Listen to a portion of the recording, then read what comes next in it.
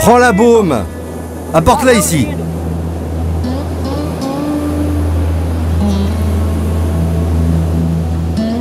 À 21 ans, Luis a déjà une grande expérience de la mer. Prends les cales. Pêcheur comme son père et son grand-père avant lui, il embarque tous les jours sur une jangada, un bateau typique de cette côte du Brésil, dont la traduction en portugais signifie radeau.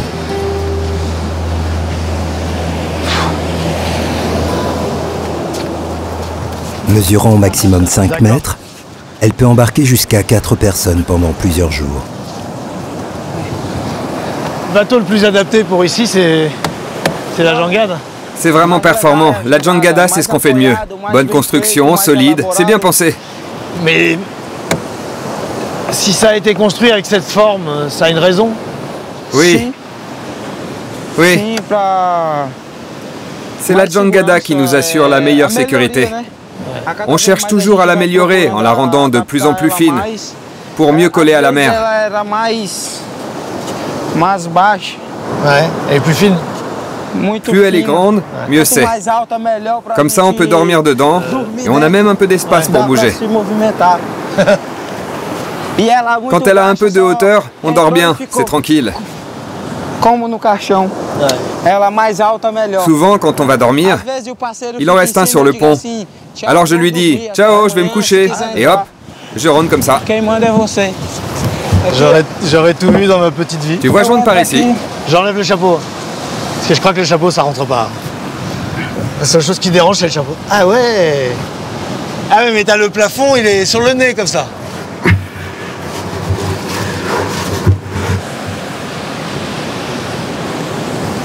Et vous êtes 4 là-dedans? Ciao. Ciao. Des vents forts et consistants soufflent sur la côte. Ici, la mer est dure et souvent dangereuse. Ceux qui s'y aventurent doivent posséder de bonnes connaissances maritimes. Et surtout, ils doivent maîtriser le maniement de ces jangadas, bateaux effilés et efficaces pour naviguer dans les vagues. Ceux qui y parviennent s'appellent les jangadeiros.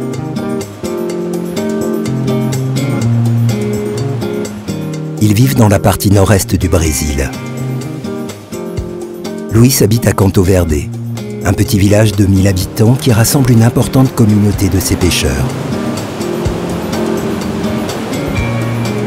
Pour moi, c'est une découverte car je n'imaginais pas que cette planche à voile améliorée puisse être aussi performante. Voilà, comme ça tu tiens le bon cap. Et t'as un système pour t'aider avec le gouvernail. Tu tiens avec le bout là, et tu gères, voilà. Ah ouais, c'est bien. Tranquille.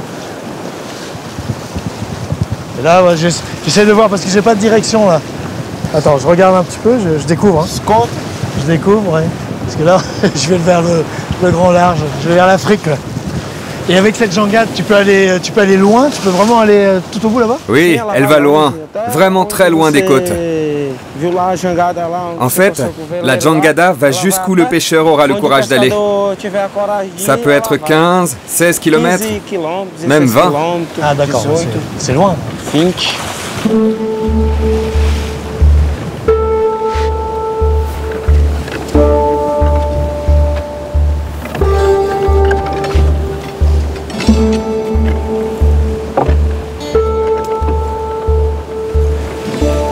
Ah, ça c'est le cerf. Je connais ce poisson.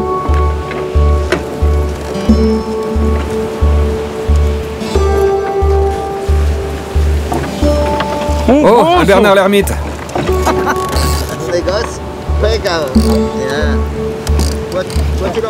Qu'est-ce que c'est les jangadeiros? Un bon jangadeiro, c'est celui qui sait où se trouve le poisson. Il est capable de le localiser. Si tu n'es pas capable de faire ça, ou si tu ne sais pas naviguer, alors tu attrapes rien. Rien du tout.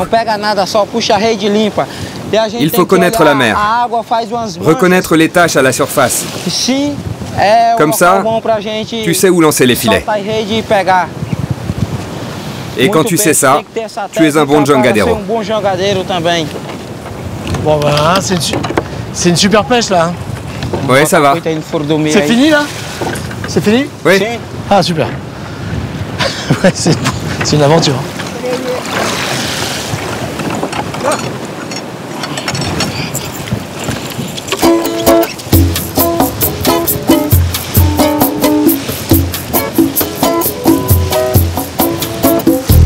Aí tem que... Super sympa. Ouais, c'est physique, hein. C'est super rapide.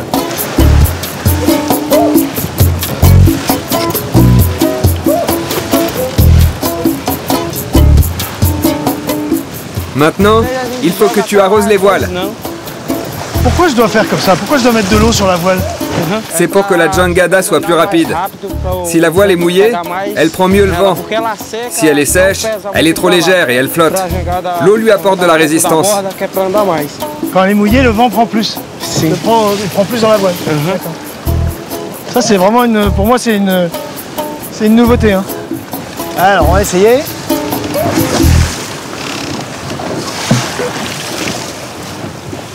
Ah, c'est pas mal pour un débutant.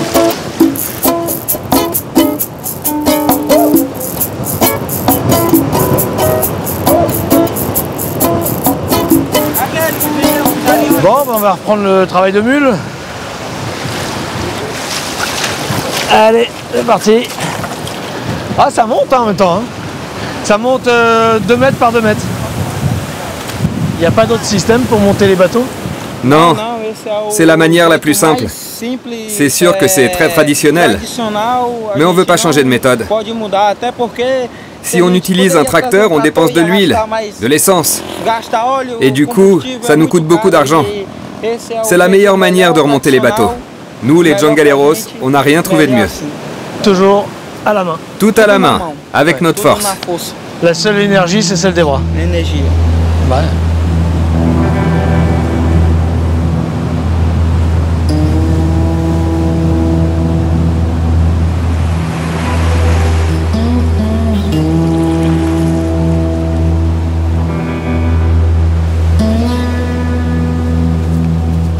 Quand le soleil se couche derrière les dunes, la plupart des jangaderos de Canto Verde regagnent leur foyer.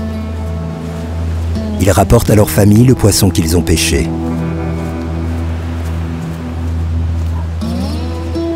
Et ça, c'est ta maison? Oui, c'est ma maison. J'y habite avec ma famille, avec mon père et mes 3 frères. Là, ici. Là, là, ici. Si tu veux entrer pour faire connaissance avec ma famille, c'est par ici. Ouais.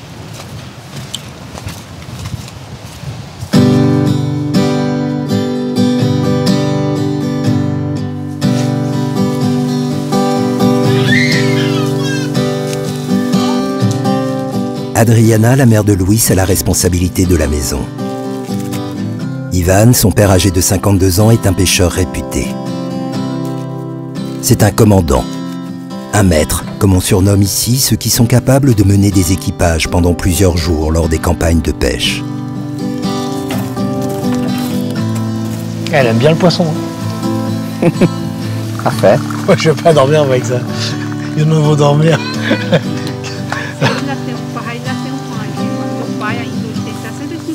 À 21 ans, Luis est déjà marié et père de famille.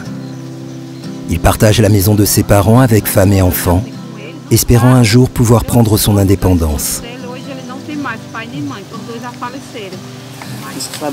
Moi, j'aimerais bien devenir commandant pour naviguer le plus possible.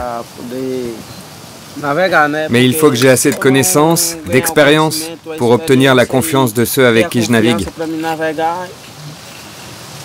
Je pense pouvoir y arriver, mais je dois être déterminé et aller de l'avant pour devenir le maître d'équipage. Et c'est dur de voir ton fils prendre un petit peu ta place, ta position? Oui, parce que c'est d'abord pour moi une grande responsabilité. Je dois lui apprendre correctement pour qu'il fasse bien les choses, pour qu'il ne se blesse pas, pour qu'il n'y ait pas d'accident. Tout est une question de confiance. Il doit pouvoir compter sur ses connaissances et je dois pouvoir compter sur lui. Et tout ça ne se fait pas en un jour, comme on dit. Il faut y aller prudemment.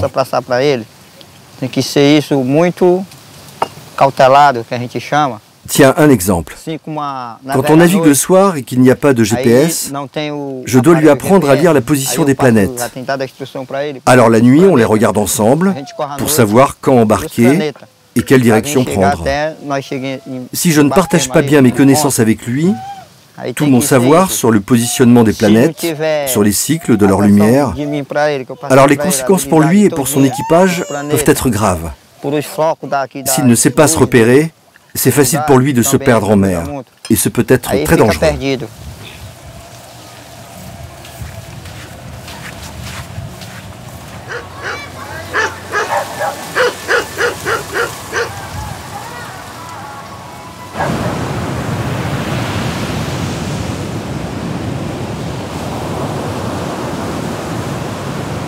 Le Nord-Est est une région pauvre. La famille d'Ivan vit du peu d'argent qu'elle parvient à arracher à la mer.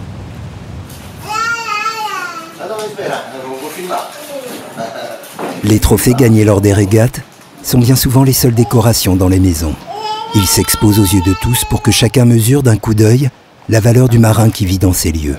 Dans la culture de ce peuple pêcheur, les vainqueurs de ces compétitions entre Jean Gaderos sont respectés et estimés. Tu vois ce trophée? Je suis fier car je l'ai eu lors d'une régate très dure qui opposait les jangadas les plus grandes. Ça a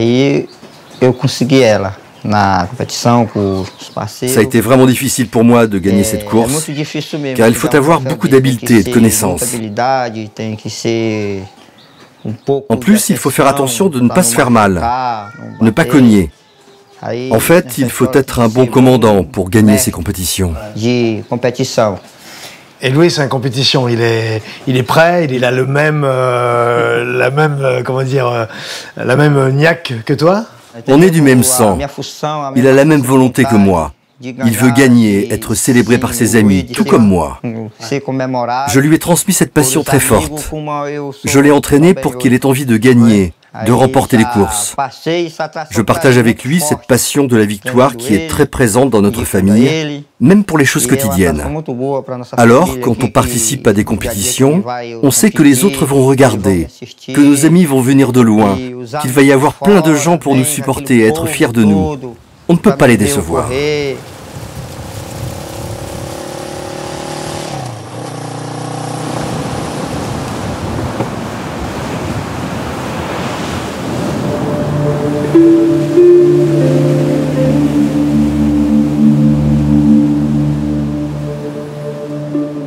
Dans ces villages de la côte, ces compétitions qui opposent les meilleurs pêcheurs viennent égayer une vie faite de travail et de routine.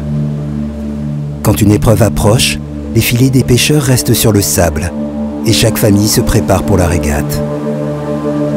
Là-bas, tu vois, ce sont les jangadas qui vont participer à la course. Les trois là qui sont là? Oui, ils s'entraînent à fond. C'est Louis qui s'entraîne là? Oui, c'est Louis qui s'entraîne. Mais lui, il y va doucement, car il fait tout le travail de préparation durant la nuit. Il est tellement motivé qu'il a fait tous ses réglages vers 3 ou 4 heures du matin. Comme ça, personne ne peut voir ses réglages. Ah oui, c'est vraiment la compétition. Et tout le monde est alors surpris. Ils disent « Mais on ne savait pas que tu avais cette voile !» Normal, car eux, ils ne travaillent pas la nuit. Ça lui permet de prendre de l'avance, de faire les bons choix. Et en plus, il passe une partie de la nuit à regarder le vent pour mieux l'analyser.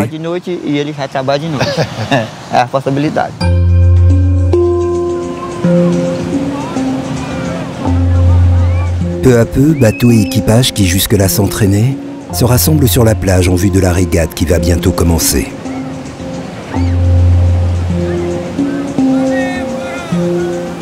Le choix des voiles et l'ajustement des gréements sont des secrets bien gardés qui aideront les meilleurs à faire la différence. Autour des bateaux, amis et conseillers s'affairent.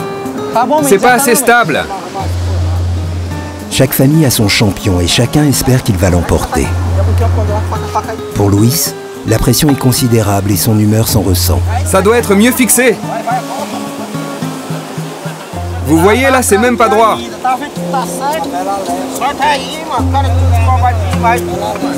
C'est vraiment pas sérieux comme travail. Quelques minutes avant la course, le tirage au sort attend les équipages. Le hasard décide de l'ordre des bateaux sur la ligne de départ. L'enjeu est crucial. Cette fois, je prends le bon ticket. Une mauvaise position rend la victoire presque impossible. Eh bien voilà, je pense que c'est pas si mal. T'as vu, papa? Tu pars juste derrière moi. Louis est satisfait. Son bateau est l'un des mieux placés.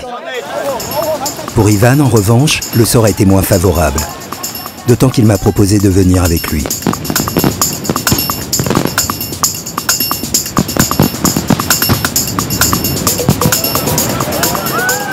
En étant 3 à bord, nous sommes plus lourds que les autres, ce qui éloigne toute chance de victoire.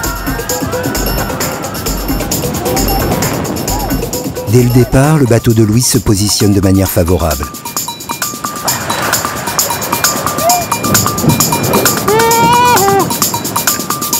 Mais la course est encore longue. Elle dure près de 2 heures. Les concurrents doivent effectuer 2 passages autour de ces bouées marquées d'un drapeau noir. Portés par un vent de 20 à 25 nœuds, les équipages doivent maîtriser leur allure et virer au plus près des bouées pour ne pas se laisser distancer.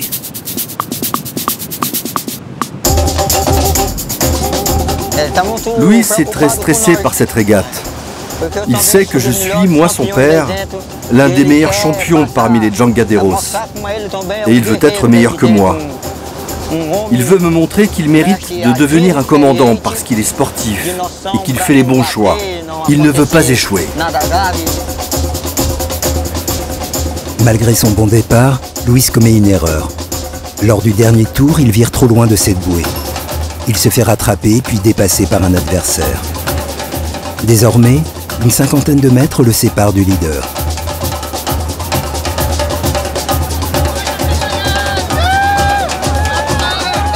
Distancé, il va finalement finir 2e à quelques minutes près, abandonnant aux supporters de son adversaire le bonheur de la victoire tant espérée.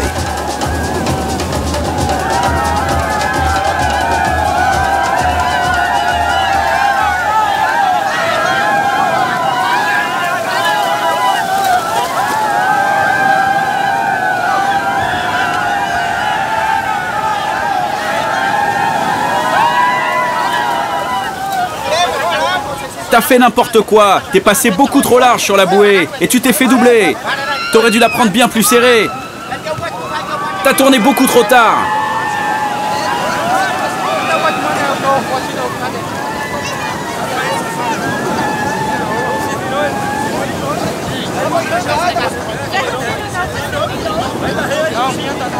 Bon, oh Louis. Non mais comme ça il apprend à perdre. C'est pas mal aussi ça. Je connais très bien la place de 2e. Bon, ce sera pour la prochaine fois. On se prépare déjà pour une prochaine régate avec des très bons. C'est dans 2 mois. Eh Louis.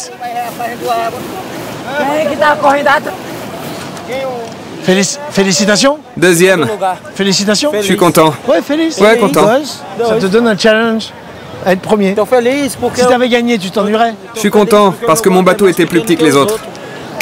Bah, tu étais trop haut hein, par rapport à la bouée. T'étais là. C'est pas grave. Ça va?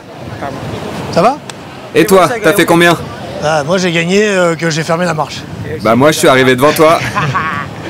Moi j'ai gagné que j'ai appris. J'ai appris avec ton père. Oh! Allez! Félix! Je suis content. Ouais, bah vraiment. C'est vrai.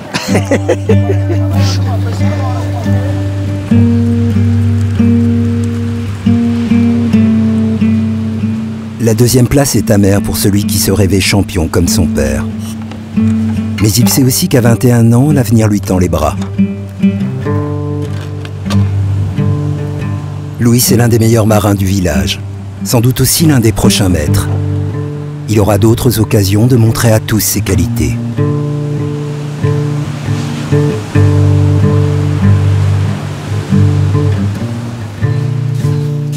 Dans l'après-midi, Louis m'emmène à la lagune avec famille et amis tester des jangadas miniatures.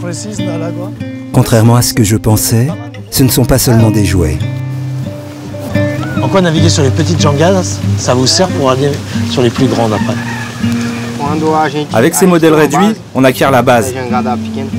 On s'en sert pour s'amuser, mais aussi pour réfléchir à notre stratégie, pour améliorer nos connaissances et devenir expert dans le maniement de ces bateaux miniatures. Du coup, quand on passe sur un bateau plus grand, on peut transposer nos réglages. Positionnement des voiles, de la barre, position du mât. Autant de choses qui nous permettent de ne pas faire n'importe quoi sur les grandes jangadas. C'est très utile.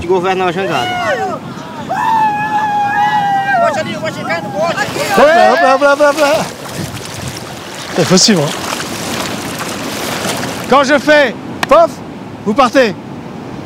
Quand... Il faut plus toucher. C'est moi qui fais la ligne d'arrivée. Il n'y a pas beaucoup qui arrivent à l'arrivée. Ah, le rose, il va encore... Attention, Manguera, primero. Bravo. Alors, c'est le rose en premier, le petit en deuxième et Louis en troisième. Bah, tout le monde est sur le podium. C'est là le rose qui a gagné. Super. Mon bateau s'est renversé. Félicitations. Mon bateau s'est renversé. Ah, tu peux trouver toutes les excuses que tu veux. Moi, je suis juste la ligne. Et départ, c'est beau là. Et la compétition, ça fait partie de votre apprentissage, ça fait partie de votre vie, oui. Sur le bateau. Oui, la compétition. Il y a toujours de la compétition. Oui, toujours. La pêche et la compétition. Oui, de la pêche et de la compétition. Quand on part pêcher, on pourrait croire qu'il n'y a pas de compétition, mais c'est faux. On se dit toujours, quel jangada va être devant? Qui va être derrière? On ne peut pas s'empêcher de penser que celle-ci est meilleure que celle-là. Il y a toujours un peu de match. Ah, d'accord. Pourquoi la compétition, c'est si important pour vous? Parce que quand tu remportes des régates, tu gagnes de la reconnaissance. Et si tu deviens un champion, tu peux être appelé pour des courses dans d'autres villages. Tu commences sur une petite jangada, et si tu gagnes un prix, tu peux avoir un meilleur bateau, et donc être de plus en plus reconnu.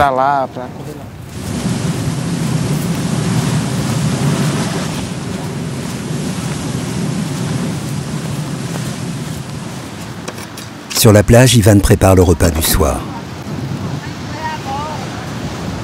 Il sait que d'ici 1 an ou 2, son fils Luis prendra le commandement d'un bateau, qu'importe qu'il ait gagné ou non cette dernière régate.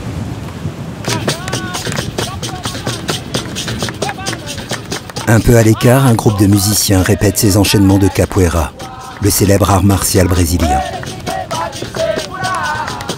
À Canto Verde, la plage est un espace partagé par tous les habitants du village. Maintenant, ton fils, Luis, va devenir maître. C'est quelque chose de particulier, quand même, de très fort. Je lui ai transmis la force de caractère et la volonté de se battre. Je suis sûr qu'il fera un bon maître d'équipage. Et qu'est-ce que tu ressens à l'intérieur de toi? Je ressens dans mon cœur quelque chose de très beau. Je ressens beaucoup de fierté. C'est un grand plaisir de voir mon fils devenir un vrai marin comme moi. Ma femme aussi est très fière de lui. Et on ne va pas s'arrêter là. J'ai un autre fils plus jeune. Je suis déjà en train de lui transmettre le savoir nécessaire pour naviguer. Comme je l'ai fait pour Luis, avant lui. Comme ça, tous mes fils pourront défendre la tradition de la pêche et devenir de bons maîtres d'équipage. C'est ce que je souhaite de tout mon cœur. Je pense que maintenant on va se mettre à l'abri. Hein? Je pense La soupe est prête, mais là... Allez, vamos. Ah, c'est le Brésil, hein?